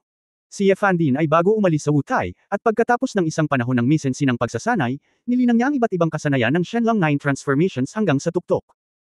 Higit pa rito, kung hindi pa nakapasok si Ye Fan sa kaharian ng lumikha, hindi niya magagawang kumagat ng iba't ibang kakayahan ng Azure Dragon ng ganoon kabilis. Lalo na ang kapangyarihan ni Aoki, ang ganitong uri ng kapangyarihan, ang mas malalim na pagsasanay mo, mas komplikado at mahirap maunawaan, ngunit ito ay napakahalaga. Bago umatras at nag-ensayo si Ye Fan, hindi pa niya na-master ang Wei Yu Chengfeng at Kanglong Seal. Kung hindi, ang labanan sa Underworld ay magiging mas madali. Natigilan si Tianxo, ngunit hindi pa rin siya kumbinsido, bakit mo siya tinawag na yung Master Ye? Hindi ba sinabi ni Nolan ang lahat, huwag mo siyang pansinin. Hindi ako subordinate ni Nolan, naniniwala lang ako na ako mismo ang nakakita nito. Off. Naiinip na sinabi ni Yao Guang, dapat alagaan mo muna ang iyong sarili, tila may naghihintay sa iyo. Kumunot ang noo ni Tianxo at tumingin kay Kurato, na naghihintay sa hindi kalayuan. Hindi ko siya kilala. Sabi ni Tianxo, tumalikod siya at lalabas na sana ng ospital. Schumann, anong problema? Kasama mo. Ang tagal na kitang hindi nakikita, hindi ka ba kontento sa akin? Mabilis na naabutan ni Kurato para pigilan siya. Manahimik ka. Huwag mo akong tawaging ganyan. Ako ang Tiansho ng Longsei Kixing ngayon. Malamig na sinabi ni Tiansho, Kurato, nalampasan na kita, at ngayon, huwag mo nang isipin na magsuot muli ng pares. Ang hitsura ng kuya. Ayokong maapektuhan ng isang pangit na lalaki ang aking imahe sa mata ng angkan. Kaya, lumayo ka sa akin. Sumubsob ang mukha ni Kurato, Shuman, hindi ito katulad mo. Kung masasabi mo, anong nangyari? Huwag kang magkunwaring kilala mo ako, at pagkatapos ay maglakas loob na sundan ako, huwag mo akong sisihin sa pagiging bastos. Pinandilatan ni Tiansho si Kurato, at mabilis na pinamunuan ang ilang lalaki. Pumunta ng malayo. Puno ng pait ang mukha ni Kurato, at tahimik siyang nakatayo sa lugar. Hindi naman sa tumakas ang asawa mo, bakit ka nakasimangot? Mr. Ye. Nagulat si Kurato, at nalaman na bumalik si Ye Fan sa kanya sa hindi malamang oras. Hindi ko lang maintindihan kung paano naging estranghero ang isang kapatid na dating napakabuti, bamantong hininga si Kurato. Huwag kang maging bitter, hayaan mo muna akong magtanong tungkol sa isang bagay, sabi ni Ye Fan. Mr. Ye, sa kabila ng utos mo. Hindi ba itong Dragon Blood Tree ang pangalawang pinakamalaking tribo ng sibilisasyong Ozlan? Hindi naman maliit na puwersa yun di ba? Natural, sa pagkakatulad, tiyak na mas mataas ito kaysa sa Kachu Federation, tumango si Kurato. Ngumiti si Ye Fan, kung gayon, sino sa tribong ito ang maaaring direktang makipag-ugnayan kay President Su ng Dest Alliance? Kabanata 4017 ganyan ka-simple. Matagal na tinitigan ni Kurato ang kanyang mga mata, at bamantong hininga, mukhang mahal na mahal ni Mr. Ye si Pangulong Su, at sinubukan niya ang lahat ng paraan upang makahanap ng pagkakataon na may parating ang kanyang pagmamahal sa kanya. Kumbinsido siya na si Ye Fan ang chismis sa likod ng infatuation species. Sumimangot si Ye Fan, mahal na mahal niya si Su Qingzhou, ngunit ang pangunahing dahilan kung bakit gusto niyang makipag-ugnayan dito ay para kumpirmahin ang kaligtasan ni Su Qingzhou. Bagamat sinabi ng matandang foodie na may kawalang hanggan sa likod ni Su Qingzhou, walang mangyayari. Gayunpaman, kung hindi niya talaga siya makontak, hindi siya mapakali. Anyway, wala nang iba sa ngayon. Kung may paraan para makipag-usap, hindi ito dapat pabayaan. Mr. Ye, kung sino man ang makakagawa nito, ito ay dapat na High Priest Baines, sabi ni Kurato. Oh, sigurado ka. Natural, ang High Priest ang may pinakamataas na kapangyarihan sa paggawa ng desisyon, at may kapangyarihang mag-veto sa mga resolusyon ng Council of Elders. Ang bawat henerasyon ng mga High Priest ay kailangang dumaan sa mahigpit na pagsubok at aprubahan ng lahat ng matatanda sa angkan bago sila makapaglingkod. Masasabing ito ay lubos na iginagalang. Sinabi ni Kurato na may paghanga sa kanyang mukha, ang kasalukuyang High Priest na si Baines ay isang adventurer noong bata pa siya, at isa rin siyang Star God powerhouse. Minsan siyang naging panauhin ng Shenki Empire, siya ay naging mabuting kaibigan sa loob ng maraming taon sa kasalukuyang Emperor Tianzhou ng Shenki Empire. Kung ang dakilang pari ng Baines ay gustong makipag-ugnayan, kahit na ito ay ang templo ng tadhana, ito ay dapat na para sa mukha, hindi banggitin ang destor. Alyansa. Liang, kaibigan ka ba ni Emperor Shenki? Posible iyon. Nang walang patnubay ni Kurato, mabilis na natagpuan ni Ye Fan ang tirahan ni Baines. Isa itong tree house na direktang itinayo sa puno ng dugo ng dragon, at walang nagbabantay dito, kaya hindi ito mapagpanggap. Pero pagdating nilang dalawa sa harap ng tree house, isang delikadong aura ang bumaba mula sa langit. Ang hangin ay tila bumubuo ng isang hindi nakikitang hadlang, isang matalim na talam. Hanggat gumawa ka ng isang hakbang pasulong, mahahati ka sa mga hindi nakikitang airflow blades. Si Kurato ay bumuhos sa malamig na pawis, at ang kanyang mukha ay namutla, Mr. Ye. Ito ay ang aura ng isang halimaw. Natuklasan na ito ni Ye Fan, at nang iangat niya ang kanyang ulo, nakaharap lang siya sa pares ng berdeng mata. Isa itong halimaw na hugis asul-berde na ahas na halos perpektong makapagtago sa mga palumpong. Dalawang pares ng itim na pakpak na may balahibo ay nakakabit na may baluti na kahawig ng kaliskis ng dragon. Ahas. Nakita ito ni Ye Fan, at hindi niya maiwasang isipin na parang ahas ang halimaw. Kaya lang, ang nag-transform na ahas na ito ay napaka-unusual, at mukhang hindi ito mas mahina kaysa sa jawlong ng pamilyang Shenlong. Siya ay dapat na ipinanganak sa ginintoang sibilisasyon, at ang kanyang likas na mga katangian ay magiging mas mahusay. Hindi nakakagulat na walang mga gwardya, ang bagay na ito ay mas sensitibo kaysa sa isang tao. Ngumiti si Ye Fan, at pagkatapos ay isang asul na gintong liwanag ang kumislap sa kanyang mga mata, at ang isang dragon ay kumalat. Sa isang iglap, ang dalawang berdeng mata at mga estudyante ng Hua Snake na iyon ay lumiit, natakot na parang ulap ng usok, at nakatakas ng walang bakas. Pumasok ka, sabi ni Ye Fan, nakatingin kay Kurato, na tulala na sa tabi niya. Mapait na ngumiti si Kurato at halos makalimutan, itong si Mr. Ye ay ang dragon sa tuktok ng food chain ng lahat ng nabubuhay na nilalang. Pagpasok sa tree house, tumingin sa paligid, puno ito ng mga libro at scroll. Sa pagtapak sa sahig na gawa sa kahoy noong nakaraang panahon, ito ay gumawa ng isang crunching na tunog na parang sinasabi ang lumang kwento ng bahay. Bilang karagdagan sa mga libro, mayroon ding ilang mga bote at garapon na nakalagay sa iba't ibang mga mesa na tila kagamitan sa pananaliksik para sa parmasya at kimika. Isang malaking boiler ang inilagay sa nakakapasong flame spar, at ilang kakaibang purple potion ang pinakuluan.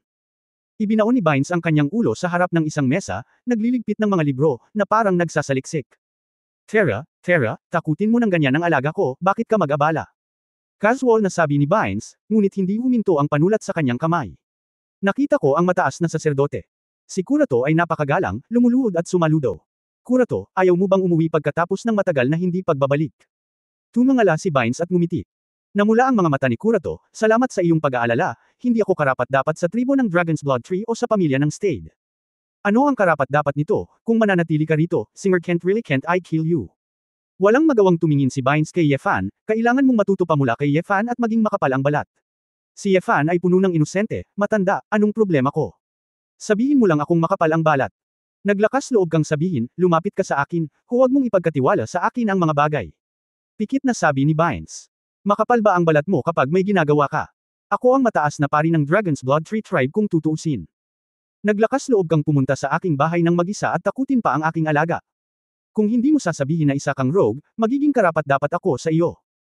Pinag-isipan itong mabuti ni Yefan, at tila medyo nangingibabaw, at ngumisi, huwag kang mag-alala, ginawa mo ito para sa akin, at hindi kita pakikitunguhan ng masama. Burn smile, ikaw at ang iyong lola. Magkamukha talaga. Natigilan si Yefan, ano ang ibig mong sabihin, ano ang nangyari sa aking lola? Oh, wala lang, sabi ni Bynes, sabihin mo sa akin, pag-isipan mo. May gagawin ako. Hindi nagsalita ng kalokohan si Yefan, makakahanap ka ba ng paraan para direktang matulungan akong makipag-ugnayan kay President Su ng Destor Alliance? Pinaikit ni Bynes ang kanyang mga mata, ang kahaliling santo ng Temple of Destiny, si Su Qingzhou, ang diyosa ng kapalaran. Oo, tama iyan. Bakit gusto mo siyang kontaken? Mahal ko siya. Saglit na nanigas si Bynes, huminga ng malalim, para bang kinukumbinsi ang sarili na huwag ma-excite. What a romantic reason, nakangiting sabi ni Bynes. Pumayag ka. Kung hindi ako pumayag, natatakot ka bang hindi mo give-in ang bahay ko? Ngumisi si Yefan at sinabing may simple at tapat na ngiti, imposible iyan, ikaw pa rin ang mga nakatatandang kaibigan ko. Totoo yan. Salamat. Higit sa lahat, pipilitin ng Dragon ay ang iyong isip na kontrolin ka, sabi muli ni Yefan.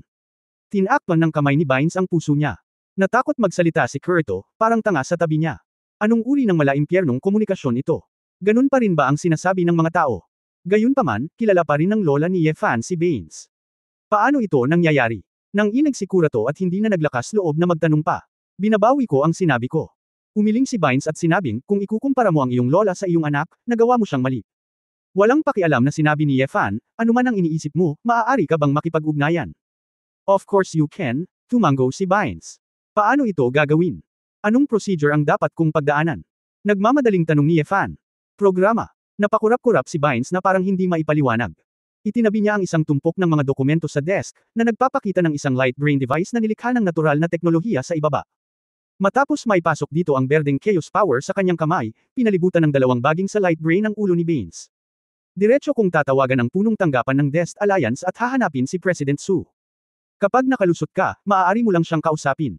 Natigilan si Yefan, ganun ka-simple. Hindi ba ito ay tulad ng paggawa ng isang tawag sa telepono?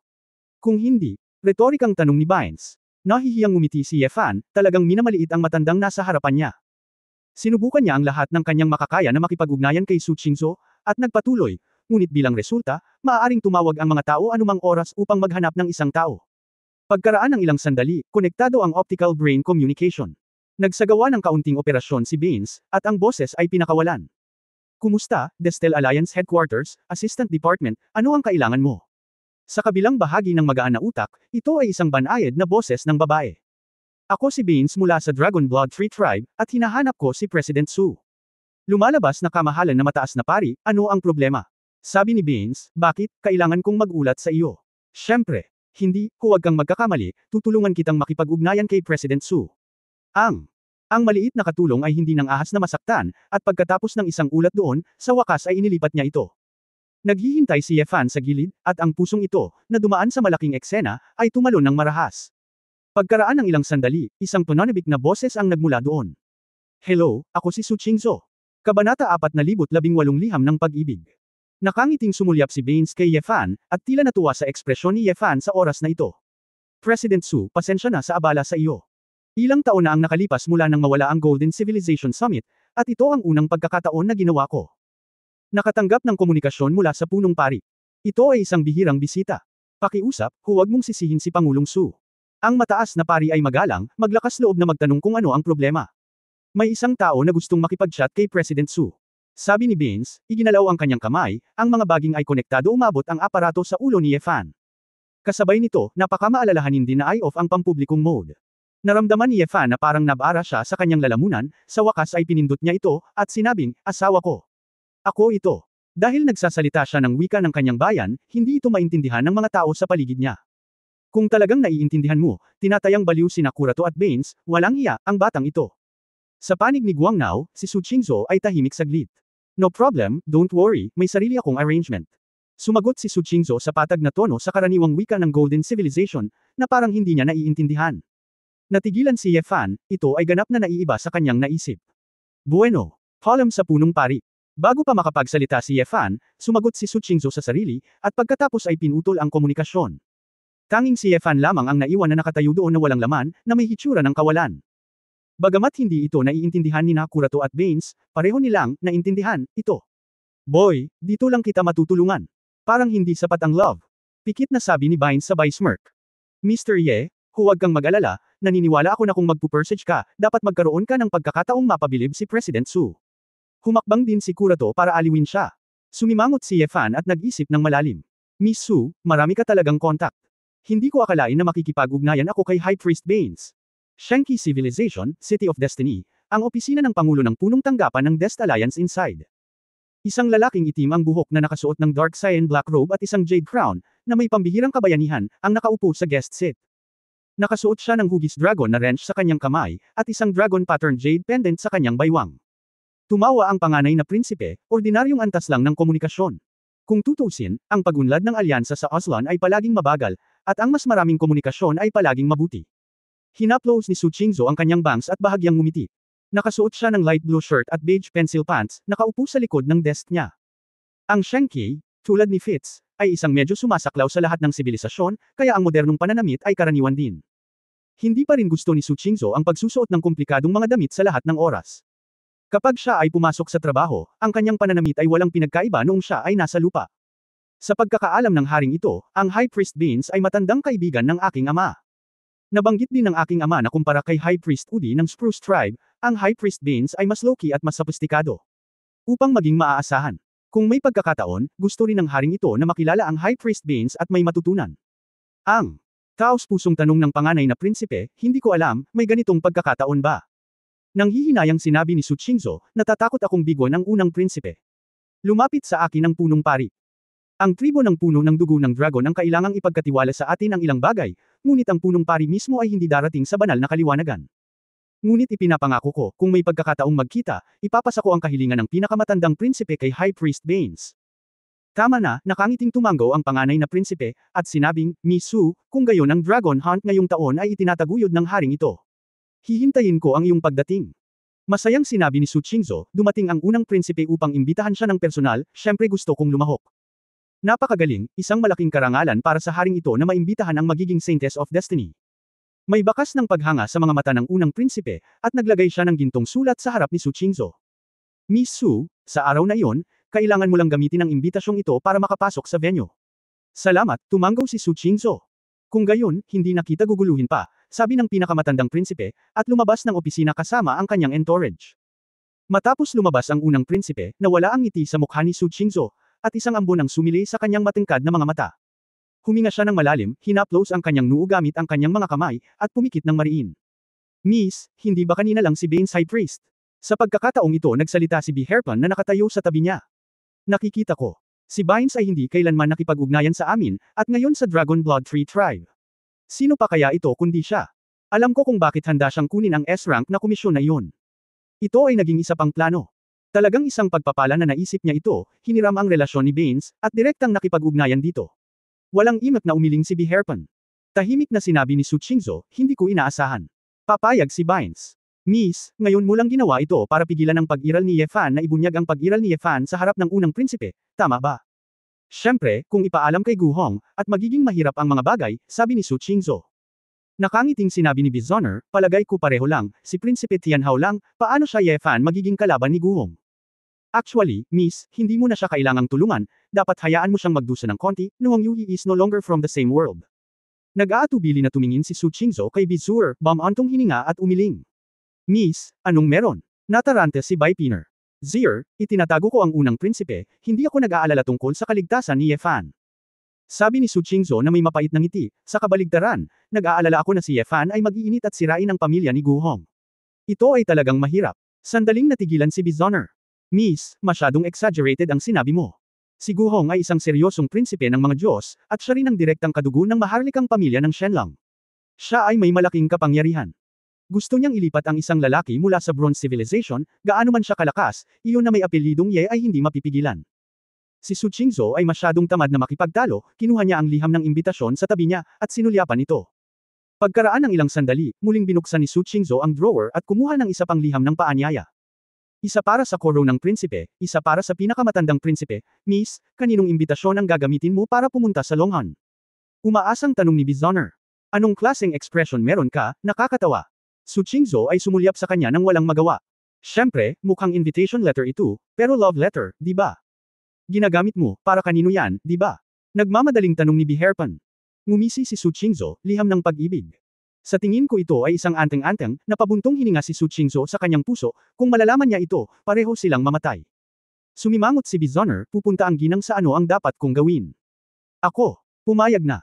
At saka, bilang kandidatong santo, hindi nararapat na hindi sumali sa isang malaking kaganapan gaya ng Dragon Hunt, tama ba? Kabanata 4,019 na desperado. Natural lang na makilahok, ito lang. Kailangan mong bigyang pansin ang pamamaraan. Umiling si Su Qingzhou, huwag kang mag-alala, may ilang oras pa para maghanda bago ang pangangaso ng dragon. Ang mga mata ni Biherpan ay gumagala, at muli siyang nagtanong, kung gayon. Miss, gusto mo bang magpadala ng mensahe pabalik sa High Priest Baines? Hindi, mahinang sabi ni Su Qingzhou, nasabi ko na ang dapat kong sabihin. Su Qing, naiintindihan mo ba ang sinabi ni Zhu? Sa labas ng punong tanggapan ng Destel Alliance, ang pinakamatandang prinsipe na si Gu Hong ay nagtanong sa kasamang tauhan pagkasakay niya sa kanyang royal car. Sa pag-uulat sa aking Panginoon, tila iniiwasan tayo ni Pangulong Su. Tumango si Gu Hong, ganito rin ang pakiramdam ng haring ito, ngunit. Ang High Priest na si Baines ay isang mabuting kaibigan ng kanyang ama. Ang Dragon Blood Tree Tribe, at ang Shenki Empire ay walang anumang interes. Ano ang problema, hindi ba pwedeng ipaalam sa haring ito? Ang bamulong ang mga tauhan, Panginoon, bakit hindi mo ito tingnan? Pinaikit ni Gu Hong ang kanyang mga mata, huwag ipaalam kay Su Qingzhou. Tuklasin, maging matalino. Kailangang malaman ng haring ito kung ang bagay na ito ay may kinalaman sa Crown Prince. Oo, sa tree house ni Baines. Hindi pinansin ni Ye Fan ang consolation ng dalawa at hindi umimik ng mahabang panahon. Anak, bakit hindi na lang kita kontaken? Subukan mong maging mas maingat sa pagkakataong ito, ikaw naman. Nadama ni Baines na si Ye Fan ay nakakaawa at nais na tumulong muli. Naisip ito ni Ye Fan at tumanggi, hindi, sapat na makilala siya. Ayos lang. Malamang naiintindihan ni Ye Fan ang sinabi ni Su Qingzhou ngayon. Siya ay tila ba perfunctory Baines, ngunit sa katunayan ay sinasabi niya na wala siyang gagawin sa ngayon, ngunit kailangan niya munang gumawa ng ilang mga pagsasaayos, at hindi ito komportable na magkita pansamantala. Bagamat hindi ito komportable, alam ni Ye Fan na si Su Qingzhou ay hindi magiging walang layunin, at tiyak na may iniisip para sa kanya. Kung siya ay masyadong walang ingat, na naging sanhi ng pagbagsak ng layout ni Su Qingzhou, kung gayon siya ay labis na magsisisi sa mga intensyon ng babae. Oo, kung tatanggihan ka ng 2 beses sa isang hilera, tiyak na hindi ito komportable. Inisip lamang ni Baines na si Ye Fan ay natatakot, at hindi naniwala sa mga salita ni Ye Fan. High Priest, bagamat nabigo si Mr. Ye, talagang mapagmahal siya, kaya huwag mo siyang gawing katatawanan, sabi ni Kurato. Iiyak na si Ye Fan, tungkol saan ba ito? Anyway, salamat sa pagkakataong ito, sabi ni Ye Fan kay Baines. Natigilan si Baines saglit, pagkatapos ay ngumiti, hindi ako sanay na maging magalang bigla. Maaari mo bang sabihin sa akin ang higit pa tungkol sa aking lola? Gusto kong malaman ang higit pa. Nang marinig ang kahilingan ni Ye Fan, agad na napuno ng alaala ang mga mata ni Baines. Naglakad siya papunta sa isang malaking bookshelf at ibinaba mula rito ang isang makapal na sinaunang libro. Bagaman ito ay luma, ang ibabaw ay walang batik, at halatang ito ay regular na pinananatili at binabasa. Buksan mo at tingnan mo. Inabot ni Baines ang libro kay Ye Fan. Kinuha ito ni Ye Fan, binuksan, at nakakita ng maraming larawan at salita sa loob, pati na rin ang ilang sulat kamay na tala sa iba't ibang sulat kamay. Ito ay isang libro sa parmasya. Oo, ang tekstong nakasulat sa asul na tinta dito ay iniwan lahat ng iyong lola.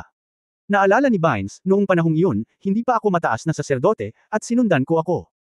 Guro, alamin ang lahat ng uri ng sapilitang kurso. Bilang isang mataas na saserdote ng tribong Aslan, kinakatawan niya ang larawan at karunungan ng isang tribo. Kapag ang mga tao sa tribo ay nakatagpo ng mga problemang hindi nila alam, hindi nila magagawa. Sila ay haharap sa punong pari para sa tulong sa paglutas ng mga problema. Kaya, bilang karagdagan sa kanyang sariling kasanayan, ang mataas na pari ay dapat magkaroon ng sapat na kasanayan sa tula, musika, teolohiya, parmasya, alchemy, pamamahala sa larangan ng digmaan, ang kasaysayan ng mga pangunahing sibilisasyon. Sa isang punto, naisipan ko pang talikuran ang aking pagkakakilanlan bilang isang sakripisyo na apprentice. Nangyari na noong panahong iyon, pansamantalang tumira ang iyong lola sa tribu, at nagkakilala tayo. Nakita niya akong nag-aaral ng parmasya buong araw, ngunit pinagalitan siya ng guro. Madalas akong pinagtatawanan, kinukutya ako sa pagiging tanga. At hinihiling na sambahin ko siya bilang isang guro.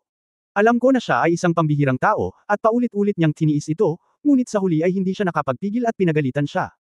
Magrereklamo siya sa guro, o magrereklamo sa iyong lolo, bilang resulta, pagkaraan ng ilang araw na pagliban, iniwan niya ang annotated at ipinaliwanag na libro sa pintuan ng aking bahay. Doon ko na-realize, she just don't want me to be depressed, so she said those words, and she really want to help me. Sabi ni Bynes dito, ngumiti at umiling, it's just that I will successfully complete the pharmacy test assigned by the teacher. She also said that it was her credit, and she insists that I also call her teacher. Pumunta talaga siya sa teacher para magreklamo kasi hindi ako tumawag, kaya napag-alitan na naman ako ng teacher. Hindi ako marunong magpasalamat. Naalala ni Bynes ang kanyang pagbagsak noon, hindi pa rin alam kung matatawa o iiyak.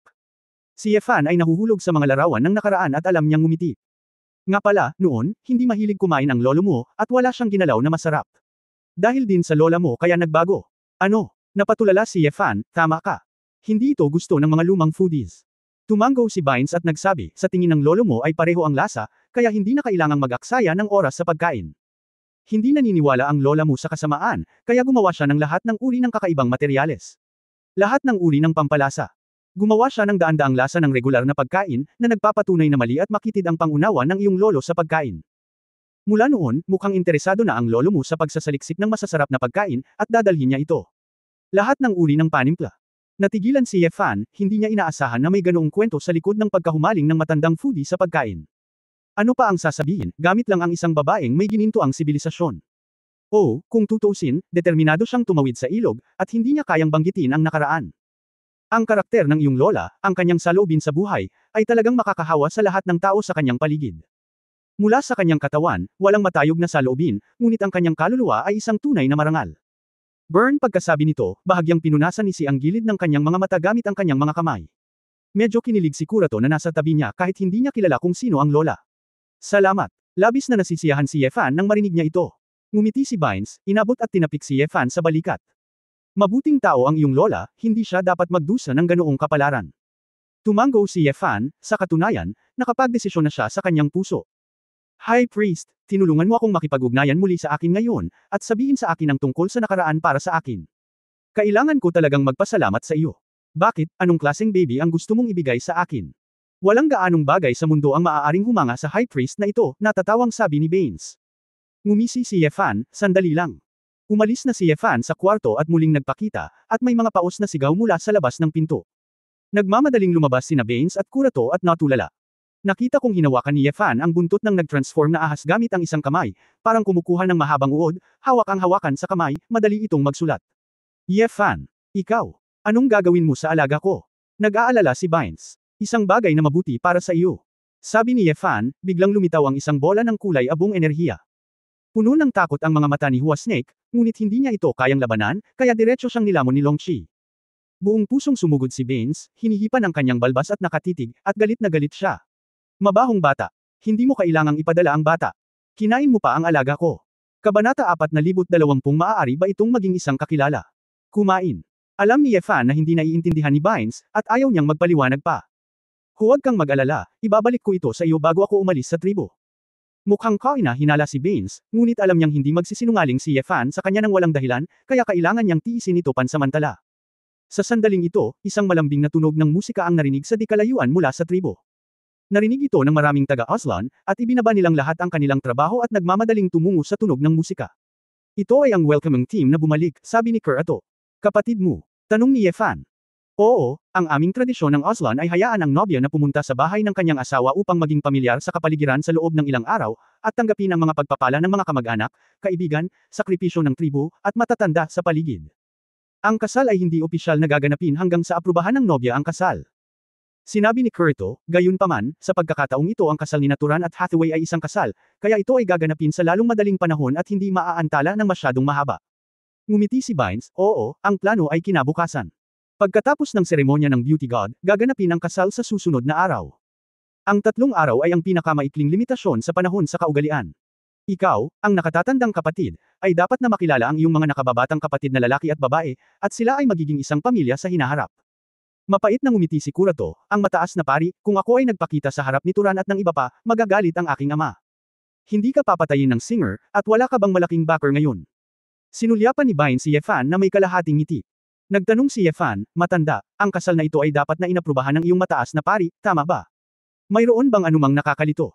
Ito ay hindi isang bagay na maaari kong magpasya sa aking sarili, at mula sa simula, ang kasal na ito ay hindi maaaring sabihin na hindi, sabi ni Bynes. Oh! Bumantong hininga si Bynes, ang ating Dragon Blood Tree Tribe ay ang pangalawang pinakamalaking tribo, ngunit dahil sa relasyon ng Dragon Blood, ito ay talagang hindi mas mahina kaysa sa Spruce. Dahil ang Spruce ay ang hometown ni Semen, plus ang mga sundalo ay malalakas, at madalas silang nakikialam sa mga panloob na gawain ng ibang mga tribo. Sa mundo ng Aslan, ang kanilang reputasyon ay hindi kasing ganda ng atin.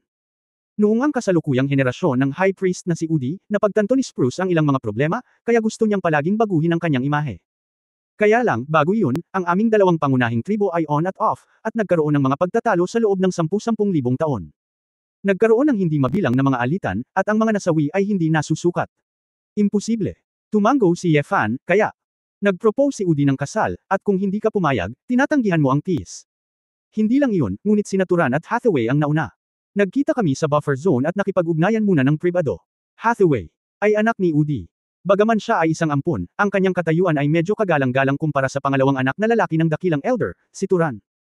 Ang anak na babae ng mataas na saserdote, hindi siya maaaring sumali sa seremonya ng Diyos ng kagandahan, ngunit siya ay kinikilala bilang ang unang kagandahan ng Spruce, at tinatawag na din na koronahan na Diyosa, ng tribo ng Spruce. Bumantong hininga si Bynes, sa totoo lang, binabaligtad nito ang lahat ng nabubuhay na nilalang. Ang babaeng katulad niya ay bihira sa kasaysayan ng Aslan, at natatakot ako na mauna siya sa ranggo. Kilala si Hathaway bilang Demon Girl in the Cloud, at sa ating Dragon Blood Tree Tribe, maraming tao ang naghanap sa kanya. Maraming tao ang nag-iisip na si Hathaway ay anak ng Diyos ng kagandahan, kaya wala siyang mga magulang. Ang babaeng katulad niya, kahit na magkusa tayo na magpakasal, hindi natin siya mapapangasawa. Ngayon mismong si High Priest Udi ang nagdala sa kanya sa pintuan. Paano tayo tatanggi? Bahagyang ngumisi si Yefan, gaano man siya kaganda, siya. May 2 mata at isang bibig. Exaggerated ba yun? Ang pakikinig sa iyo, kung gayon ang kasal na ito mismo ay maaaring isang yang pagsasabuatan. Mr. Ye, ano ang pagsasabuatan? Tanong ni Kurato. Sinabi ni Yefan, malinaw na gusto niya. May pagkanalaban sa iyo, ngunit maaari mo lamang tanggapin na ikaw ay malas. Napangasawa ni Tulan ang babaeng demonyo sa ulap. Hindi ba't mapayapa sa pagitan ng 2 angkan, mabuti ba? Paano mo ito makalkula? Nagtaka si Kurato. Tinapik ni Yefan ang balikat ng malaking lalaki, ang nakikita mo ay pang-ibabaw lamang, ito ay ang tinatawag na magalang, kung hindi ka traidor o magnanakaw. Magpadala ng regalo na hindi matatanggihan ng iyong Dragon Blood Tree, ngunit ang Reg Along ito, kakayanin mo man ay ibang usapan. Natawa si Bynes, haha, sabi ng lolo mo tanga ka, pero sa tingin ko hindi, baka masyado siyang demanding. Sabihin mo sa akin si stupid. Sa tingin ko siya ang pinakatanga. Matandang foodie, hindi siya nagsabi ng totoo bago siya umalis. Huminga ng malalim si Yefan at bumulong, naiintindihan ko kung bakit gusto mong pumunta ako sa Dragon Blood Tree Tribe. Lalong nataranta si Kurato nang marinig niyang naglalaro ng mga bogtong ang dalawa. Mr. Ye, High Priest, ano ang pinag-uusapan ninyong dalawa? Huwag kang mag-alala, malalaman mo sa loob ng 3 araw. Tumalon si Yefan sa puno. House, go see your future siblings. Nagpumiglas si Kurato, ngunit hindi niya pinigilan ang kanyang mga inaasahan at sumunod. Ang pagtanggap sa tribo ng Yaslan ay walang uri ng umuusbong na eksena ng mga gang at tambul, ang mga paputok na umaalingaw-ngaw ng sabay-sabay gaya ng iniisip ni Yefan. Ang kasuotan ng koponan ay pinangungunahan ng sky blue at snowy mountain white, na may halong turquoise embellishment. Maliban sa isang hover car, mayroong isang banda na parang symphony na tumutugtog ng tradisyonal na Aslan folk music, napakatahimik ng lahat. Dahil sa paghanga at pag-uusisa sa The Demon Girl in the Cloud, ang mga Aslan na dumating upang sumalubong sa kanila ay bumuo ng mahabang pila sa magkabilang gilid ng pangunahing kalsada. Sa pinakamalaking float, nakaupo ang isang lalaki at isang babae, ito ay si Naturan at Hathaway. Namana ni Turan ang kagwapuhan ng kanyang ama. Bagamat siya ay medyo mababa, siya rin ay isang tunay na gwapong lalaki. Para naman kay Hathaway, mahaba ang buhok na parang platinum at matangkad na mata na parang tubig sa lawa. Takpan man niya ng puting gasa ang kalahati ng mukha niya, mukha siyang nasasakal sa kagandahan. Ang mga taong Auslan ay ang pinakapili sa kagandahan, ngunit ang babaeng ito, mula ulo hanggang paa, hanggang sa bawat hibla ng buhok, ay sinisira ang pangunawa ng lahat sa kagandahan. Nakakasilaw pala ang isang babae. Dinala ni Yefan si Kurato sa plaza kung saan siya binati, at natural na bumigay ang mga tao sa harapan. Hindi para igalang sila, kundi para iwasan sila. Walang pakialam si Yefan. Naglakad siya papunta sa harapan at nakita niyang may grupo ng matatanda tulad ni Singer sa di kalayuan. Naroon din sina Yao Guang at Yu Heng ni Long Exi. Ha, buhay na buhay talaga. Alam ni Yefan na ligtas si Su Qingzhou, at mas nakaka-relax ang pakiramdam niya sa sandaling ito. Pakiramdam niya ay magandang maranasan ang mga kaugalian sa kasal ni Auslan. Kinabahan si Kurato, at binalik ang tingin ni Singer sa kanya. Kung hindi angkop ang eksena, malamang na ma-expel siya. Sa wakas, tumigil ang float. Si Turan, na nakasuot ng napakagandang kasuotan, ay matikas na hinawakan ng katka ni Hathaway na may puting gasa na guwantes at lumabas ng kotse. Napakaganda nito, napakahusay ni Turan, sabi ni Kurato sa paghanga. Talaga. Tumango si Yefan, kailangan niyang aminin, kahit na sa kanyang mataas na pamantayan, hindi niya maitatanggi na si Hathaway ay isang nangungunang kagandahan. Siyempre, sa isang tiyak na lawak, ito ang pamantayan ng sibilisasyong Auslan. Sa opinyon ni Yefan, hindi pa rin ito kasing husay nina Su Qingzhou at Ji Wanqing. Hindi naman kasi niya gusto ang aesthetics ng mga Auslan. Kaya lang ang Hathaway na ito ay nagparamdam kay Yefan na medyo hindi maipaliwanag. Hindi man maramdaman ng iba, nang mahiwalay siya ng ilang daang metro, napansin niyang tila tahimik na pinapansin siya ni Hathaway.